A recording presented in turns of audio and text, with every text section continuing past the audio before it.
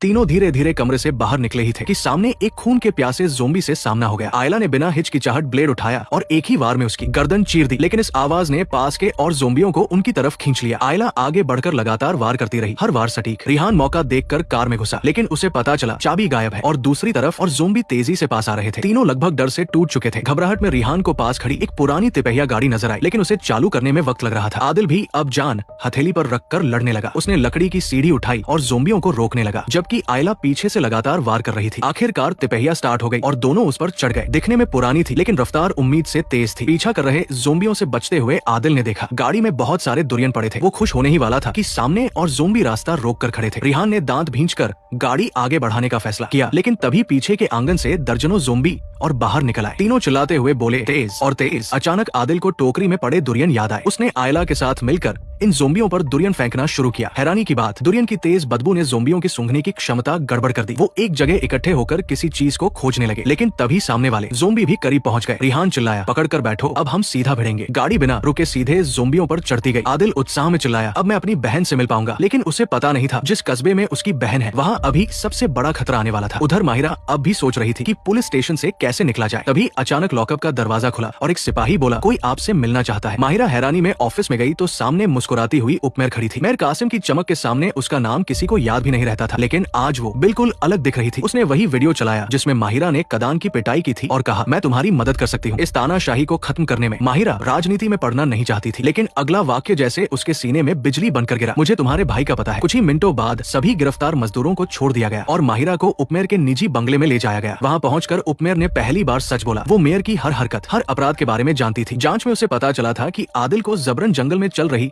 लकड़ी की कैंप में ले जाया गया था। उसने कहा, तुम्हें मिलाया जा सकता है, लेकिन तुमको मेयर के खिलाफ खड़ा होना होगा। अपने भाई को वापस पाने के लिए माहिरा ने तुरंत ये सौदा स्वीकार कर लिया, लेकिन उसने साफ कहा, मैं अपने साथियों को जोखिम में नहीं डालूंगी। उपमेयर हल्का मुस्कुराई, जैसे उसे पहले ही पता था कि ये जवाब आएगा। फिर उसने अपना फोन खोला। उस स्क्रीन पर वही महिला जो मजदूरों के लिए आवाज उठा रही थी मरी पड़ी थी। माहिरा की आंखों से आंसू बह पड़े। अब उसके लिए ये लड़ाई सिर्फ भाई की नहीं थी, बल्कि न्याय की आग बन चुकी थी। उपमेयर ने तुरंत माहिरा से कहा, अगर तुम लोग अब भी चुप रहे तो अगला शव किसका होगा ये कोई नहीं जानता। घर लौटते ही माहिरा ने वो वीडियो अपने साथियों को दिखाया। सबके अंदर गुस्सा फूट पड़ा। मेयर और उसके बेटे को हटाना ही होगा। वाली दीदी की मौत बेकार नहीं जाएगी। लेकिन माहिरा के मन में अब भी एक सवाल था, क्या वो सिर्फ उपमेयर की राजनीतिक लड़ाई का मोहरा बन रही है? उसी समय मेयर का बेटा कदान फिर से बदला लेने के लिए तैयार था। जैसे ही उसे पता चला कि माहिरा और बाकी मजदूर रिहा हो गए हैं, उसने आदेश दिया, अब देखता हूँ कितने दिन जिंदा रह पाती है। माहिरा जब घर पहुंची तो उसे महसूस हुआ कि कोई उसका पीछा कर रहा है। उसे तुरंत समझ आ गया ये कदान की प्लानिंग थी। वो तेजी से घर में घुसी और दरवाजा बंद किया। फिर पीछे के दरवाजे से बाहर निकलने की कोशिश की, लेकिन पूरा इलाका पहले से घेर लिया गया था। जब वो लगभग फंस चुकी थी, उपमेयर का बॉडीगार्ड समय पर पहुंच गया और उसे वहां से ले गया।